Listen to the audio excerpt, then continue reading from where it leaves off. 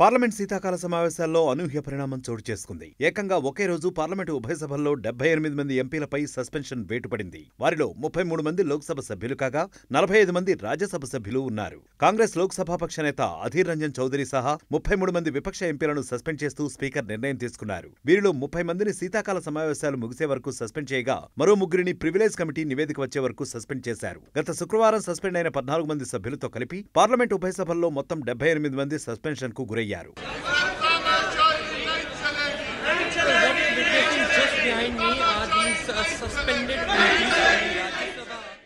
పార్లమెంట్లో భద్రతా వైఫల్యంపై చర్చ జరగాలని విపక్ష నేతలు సభ ప్రారంభం నుంచి పట్టుబట్టారు. ఉదయం సభ మొదలైన కాసేపటికే ప్రతిపక్ష పార్టీలకు చెందిన పలువురు ఎంపీలు ప్లకార్డులు ప్రదర్శిస్తూ ఆందోళన చేపట్టారు. తొలుత 11:30కు సభ వాయిదా పడింది. అనంతరం సభ మొదలైన తర్వాత ప్రధాని మోదీ, కేంద్ర హోంమంత్రి అమిత్ షా సభ వెలుపల పార్లమెంట్ ఘటనపై మాట్లాడుతున్నారని, రాజ్యసభలో ఈ విషయమై చర్చ జరగాలని విపక్ష సభ్యులు డిమాండ్ చేశారు. వారి డిమాండ్ను చైర్మన్ ధన్ఖడ్ తిరస్కరించారు. దీంతో సభ్యులు తమ ఆందోళనను మరింత ఉధృతం చేశారు. ఇదే సమయంలో సభలో ఆందోళనలు ఏమాత్రం తగ్గకపోవడంతో రాజ్యసభ 2 గంటల వరకు వాయిదా వేశారు. ఆ తర్వాత ప్రారంభమైన సభ సజావుగా సాగకపోవడంతో సభను మరుసటి రోజుకు వాయిదా వేశారు.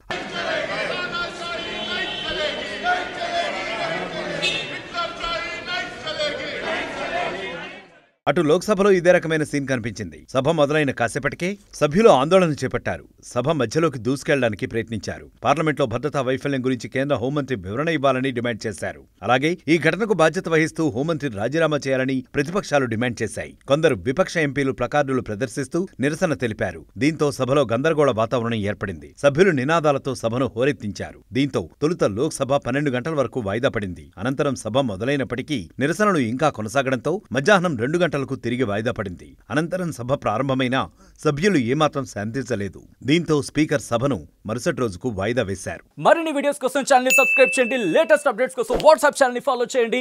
అండ్ లింక్ డిస్క్రిప్షన్ లో ఉంది.